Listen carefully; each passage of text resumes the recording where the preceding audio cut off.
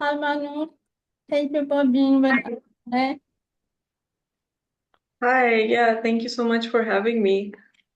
I'm really glad we are connected. I have been following you as well, not just you following me, but you as well. Can you let us know how your journey has been like from your undergrad program in psychology and why this scholarship program for you? What came to your mind? Yeah, so okay, I guess this is an introduction of sorts. So yeah, my name is Mahnur Zubair, and I did a bachelor's of psychology from NUST, which is in Islamabad, Pakistan. And I was initially interested more in working in the field. I wasn't so interested in going abroad immediately. So, and I did not even know that much about scholarships, to be honest. So, after I graduated, I was super interested in the international development field because there's a lot of social programs and it's quite connected to psychology as well. So I started working I did an internship at USAID, and then I started working for a private consultancy in research and development. So because of that, I kind of developed these research skills. I got familiar with the field of public policy. And then I met someone who had the DAD Helmut Schmidt scholarship. And I met this girl and she told me about the scholarship. And initially I thought that, okay, I have a background in psychology, whereas this is a scholarship for public policy. So would I be eligible for it? I don't know. But it did come into my mind at this point that this scholarship exists.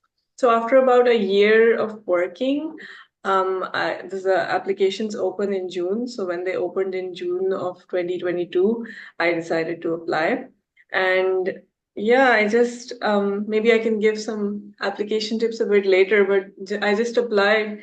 And unexpectedly, around September, I got the email saying that we want to interview you. And I was extremely shocked. And then I was extremely scared of the interview because I felt like it's the most important. I've never had such an important interview before. So I was super scared of like the connection going out or something in Pakistan. So yeah, we had the interview and it also went really well. I feel like with interviews, you just get a feeling. And during that interview, I got the feeling, I was like, okay, that went well. I think I might get selected. And then the process of the DAD scholarship is that a few weeks after the interview, the university, if you get selected, the university nominates you for the scholarship. So I got that email saying that I've been nominated. At that point, it's pretty much confirmed that you got the scholarship, but it's not like 100%, like you don't have the letter of award yet. So at that point, I still wasn't 100% certain, so I didn't tell anyone. But then a few months later, I got the DAD confirmation that, okay, you actually have the scholarship. They gave me all of the documents. And that's when I finally told my parents. They were also super shocked. Yeah, that was my journey. And I think once I came to Germany, I initially came for a language course in German, which is usually a part of most DAD scholarships. They bring you for a few months for a language course. And that's extremely important because German is very important for integrating into Germany. Even if you don't want to stay long term, you still need a basic level of German in order to live here day to day life. So I did 3 months of German. I did up to like the A2 level, so very basic. And then I started my degree here. And yeah, I was kind of into looking for part-time jobs and internships, even though like the scholarship doesn't really recommend working alongside studying. Like they recommend working during your free periods, but not during your study periods. So, but eventually I applied to a few places in my second semester and I got an internship at the GIZ, which is the German government international development agency. So I was very happy about that. And now I'm working at the GIZ. And yeah, that's been my experience so far in Germany. I'm so happy for you. I know about luck, but I think I want to go back a bit to the point where you were shocked that you got the interview call and you were a bit confused how the psychology fits with public policy. You're in the social protection program. Maybe for this reader, can you elaborate a bit? How did you make that connection? How we can make that connection? Yeah, so I think it's really important that if you're applying anywhere, you need to connect your background to your future degree of choice that you want to do, and then subsequently your future goals. So you need to look at your background. And for example, when I looked into the DAD Helmut Schmidt, the Helmut Schmidt has 7 programs total, so it's very limited. Most of them are straight up like masters in public policy, masters in development studies. And because I was working in international development, I was kind of familiar with these concepts by now, despite being from a background that's not in these subjects. So I wanted to do development studies, but I couldn't because they required 2 years of work experience, which I didn't have at the time. I didn't even have, like, I had a few months of work experience at that point, proper work experience full time. So I then saw social protection, and my mind immediately clicked because I was like, psychology, social protection, there's that element of society. But I wasn't very familiar with social protection at that point, actually, when I applied, which is quite funny because, yeah, you'd think that I was a social protection expert or something, but I was not. But I knew, like, from psychology, I was very familiar with concepts that are also in social protection. So societal programs, how to ensure people's secure future, secure aging, these things I was very familiar with from psychology. And then at my workplace as well, there were a few social protection programs going on at that time. So I went to those experts working in those programs. I talked to them. I was like, what is social protection? Please tell me. And they explained it. They explained that it's this entire field of social security working within the government. You work on pensions, you work on you work on a lot of things, unemployment benefits, just to ensure that people have security in their life. So that's how I got familiar with the field. So I would really, really recommend that you look in your circle and see who's doing like a master's in public policy, who's doing an international development master's, and ask them what it's like so that you can really be familiar and you can really sound sure during the interview. And then also, like, that's how I made the connection between them. I just researched a lot, like, I read a lot about social protection. And in the end, I had done some research on like elderly well-being during my psychology master's, and elderly well-being is a big thing in social protection as well. So I wrote that in my motivation letter. I mentioned the research I've done in my bachelor's, and I think that really helps make the connection. Yes, I agree. But then you only try, you try to understand the pain better, and also I know how German program title can be very different. So Yeah, I don't go for the title, you go and check the link, the program curriculum, you will be surprised. exactly. For example, Exactly. in the current the dot first theme for the development management courses, there's a program title called Human Geography. So when I wrote down the curriculum, we realized that this is actually an environmental management program. It's just funny. Yeah, yeah. I've seen that as well. Yeah, because Germany, you have to realize that everything that you read from Germany is actually translated from German to English. And there is a huge gap. I didn't realize this when I was applying because I was under the assumption that no, I mean, the reason the application is so confusing is because it's all translated from German to English. They Yeah. initially make everything in German because that's their language. So you have to keep that in mind that everything that you read, you have to like look at it from a few different perspectives. Like you don't have to like just take it as what it is. It's hard for me to explain it, but with the green form, for example, which you mentioned, everyone looks at it and they're like, what the hell is this? This is so confusing. And that's because it has German in it, it has English in it, and there's so many fields that you don't know what to do. But you just, with applying to the DAD scholarship, you have to like just be kind of resilient. You have to not get confused and not panic and just read through things very slowly and very carefully and several times. Read through everything several times and you will understand it. Yeah, I agree. And also we have so many people now on LinkedIn. You can always reach out to them. Yeah, yeah. Network so well. So how did your networking go in Germany? I mean, we want to talk about your current experience. How are you doing in Germany now? It's it's definitely a challenge. There's a big cultural difference. I think in my head, I thought of all Western countries as this like one homogeneous culture, which is not the case. Like every Western country has a very different culture. Like you go to the UK, you go to the US, they all have very different work environments. And Germany is quite different. The first of all, the culture in most of Europe is a bit like the people are more reserved. They're not like Americans, for example, because I also went on a US exchange program, and Americans are just so social. They're in your face, they're trying to help you. But with Europeans, the first sort of thing that hits you is that, oh, they seem quite cold, they seem quite reserved. Do they hate me? But that's not the case. It's just a cultural thing. And for me, I'm also very introverted. So it was a challenge, especially in the workplace. I think when I started this internship as well, I felt like I maybe am not understanding what colleagues are saying to me, and I'm not understanding the body language.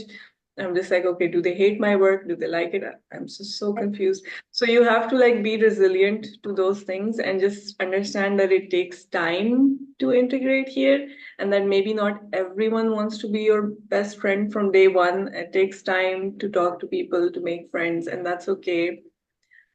Yeah, but I've also met extremely supportive people here as well, like Germans and internationals alike.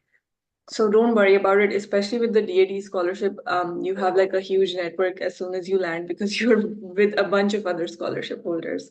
So that's something really reassuring as well. Hey, that's great to know. Yeah, I think we do have the big assumption that all the countries, especially in Europe, within Europe, the US, the UK, they are going to be cultural differences and how you adapt. I'm Yeah, glad you at least are required to take the German language courses up to a level you can comfortably communicate on everyday basis, or maybe get help when you need to. Can I ask you an off the topic question like were you always interested in Germany or did you have other programs in your radar? I wouldn't say that I was always interested in Germany. I had always heard about Germany and like how they have free education, and that's something I really admired. And then as I learned more about social policy, I felt like I really admired most of the social policy in Europe because they have so many benefits here, especially in Germany. You have unemployment benefits, you have safety nets to prevent like poverty, and compared to the US, especially, I felt like the standard of living in that sense is really good. You have health insurance. So that's why I was really attracted to Europe. But I did not apply to any other scholarships, I would say, because I was focused on my career in Pakistan. And this was one that I met someone who was doing the scholarship. So I got it in my head that, okay, this exists. Maybe I'll apply and see. But with other scholarships, for example, Commonwealth, Australia awards, I always did not really bother to research them that well. And I just felt like, okay, maybe I won't get into those. But with this one, because I met someone who's on the scholarship, I just felt like, okay, this is possible. Let's see. So yeah, the other ones just felt like too far away for me. Although now I know that it's probably not that hard, but at that time I felt like, oh, getting a scholarship is impossible. That's what I thought. We always think we cannot attain anything. Um, Yeah, I will be honest, I was looking at your profile and I was wondering, okay, you have very strategic internship. You were very careful where you are going to be working yeah, with. And I think those help you in your favor in your interview to help you stay grounded. But I know that's a lot of people do not understand the pain very well. So any advice for that, how you can build more experience considering we have limited development employment and it's a struggle honestly. Yeah, I would say that with experience, you have to remember that when you're applying for something, you also need to tailor your experience to that something that you're applying for. So, for example, I was applying for social protection, right? So I needed to make my experience more relevant to social protection because they also have a work experience requirement. They require like 4 months of relevant experience in a social protection program. So for me, when I first looked at my experience, I was like, do I really have anything relevant to social protection? Because I didn't really know what it was at that time. So when I researched more into it and I saw those overlapping concepts, then I completely remade my CV for the program. And that's really important. Like you cannot just give a generic job description that says that, oh, this person did these tasks. It seems really boring. It's not tailored to the program. It's not going to stand out. You need to actually write what you did relevant to the program. So for me, in my experience, when I realized that my workplace has these social protection programs, I wrote all the tasks that I do related to those programs, which I realized that I do research and things for these concepts. So I wrote like I researched these things. I do so and so. And then for my internship at the USAID, again, that was not very relevant to social protection. I wouldn't count that as social protection experience, but I still needed to write that in my CV because it's something I did. So even with that, I made the connection between health and social protection in my CV. So it's really important. The way that I always portray my experience, you might seem like, yeah, it's very strategic. Even on LinkedIn, you might think that, oh, she has such relevant experience, but oftentimes it might not be the most relevant. It's just how you portray it. So that's really important with scholarship applications and with every application, actually. Yeah. On that note, I'm trying to understand better. I mean, you people are the expert definitely on the letter of motivation. Can we get personalized there? Like, can we start off with a personal interest for why social protection, why I'm interested in this? I mean, there's not much space to do that, but I've seen people get personalized. What is your opinion about this? Do you mean like how you can make the letter of motivation more personalized? Yeah, Um, I think the most like so there's so many ways to write a letter of motivation. Whenever someone asks me, "Oh, what's the structure? What's the format?" I always say I cannot give you one structure, one format. It needs to yeah, come from your heart and your story. But for me, I think the best way to personalize it is to give maybe anecdote or a story from your work experience or from your life. And you really need to think about this. So for me, in my letter of motivation, I wrote an anecdotal story from my bachelor's. It was when I was doing my final year research project, and I was researching like children with disabilities, and I talked to one of their parents, and she literally started crying, and this was a true story. I mean, I feel like for some letter of motivations, you could even put like a not so true story, exaggerated. It's fine, but it might maybe won't come off as genuine. But this was something that actually happened, and that's why I think my letter of motivation kind of ended up being super genuine, as opposed to if I had made something up. So yeah, I wrote this story as the first paragraph. I started out with this. And then I connected the story with the program, with my studies, and I wrote how does this relate to everything else. So you don't just put a random story and then start randomly about different programs. You need to actually make a connection and have a flow. Um, the letter of motivation is like that. But then I feel like for some other applications that I've done, for example, job applications, I do a cover letter, which in Germany is super important. And that is a little bit different. I still try to add a story or an anecdote, but I keep it more brief and more professional. And in that scenario, I don't make up stories, but sometimes I do like more exaggerated or just make things up from my experience. And because there's so many cover letters and so many job applications that you have to do that you cannot add a genuine story in every single one. So it's fine. With cover letters, you can also do it the same way as a motivation letter. I would recommend that, but just keep it a bit shorter and maybe like more professional with in terms of your anecdote. Yeah. yeah. Okay, I think you have given us so many helpful tips here, but also I think get the applicant or the listener to think internally how they can connect for themselves because what works for you may not work for them, but the general idea, I am a big believer of connecting your paragraphs, connecting your motivation to the program. I think one thing we can agree on is sometimes many applicants are not clear about their future plans or the possibilities of what they can do with the market. Anything Yeah. that you can add here, this could be a final takeaway for the audience as well. So for your future goals, I think a lot of people aren't clear about their future goals. I'm not clear about my future goals. First of all, I'll say that because my future goals keep changing, and it's okay to say that during your interview. It's okay to say that during your motivation letter, that you can say, "This is my goal right now. Maybe it will change." I actually said that during the interview. I told them, they asked me, what are your future goals? I told them, yeah, I wrote in my motivation letter that I want to work in an international organization, but honestly, my future goals are a bit flexible. Like, I'm also open to, for example, relocating back to Pakistan, and I've always wanted to start a startup or an NGO related to social policy. So that's something that I'd also be open to. But I'd also be open to, like, for example, staying in Europe, working in international organizations, the UN. So those are like the spectrum of my future goals. That's what I told them during the interview. So, and in the motivation letter as well, it would be best to pick one or two and describe them and say, okay, this is what I want to do, and try to have it as more genuine. Like, don't just say, I will go back to Pakistan and help my country.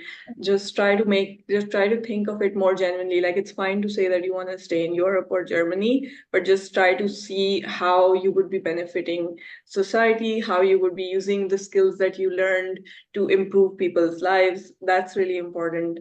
So, yeah, that's what I would say about future goals. Right. I think, yeah, I can agree on that with you that you are not being generic, but giving them the ideas or the possibility that how your program is going to benefit me ultimately for my community, whether it's in my home country or for Europe. I mean, feel free to say you will stay back and build more European experience. And thank you very much, Mahmoud. It was all very helpful and where do you see yourself going from here? Where your future plan is changing? Well, I just told you that my future is just completely like it could go anywhere. But for me right now, I'm really grateful to be having like this experience with the GIZ, my internship with the GIZ. It's for about 6 months, and then let's see what happens after that. I would be starting my thesis, and I would be seeing if there's more opportunities ahead, maybe with the GIZ, maybe with some other company. So yeah, just Uh, trying to figure yeah, out, like, we're all just trying to figure out, honestly. Like, you look at a scholarship holder and you think they have their lives together, but everyone's just trying to figure out what to do next, honestly. honestly, thank you very much for kind of just opening up a bit that behind the scene. There's a cultural shock you will navigate. There's a interpersonal differences you will navigate. But having that resilience, especially from the application to where you are now, is going to really help you wherever you go. I think none of us have really figured it out. We are just not being transparent enough, but we are all figuring it out together. Yeah, I hope this helps And anyone who watches this. I hope it it helps. will help definitely. And I wish you all the best for your future. Whatever you do, I know you will do great. Thank you so much. Thank you so much for giving me the opportunity to do this. It was really nice. And yeah. Thank you very much.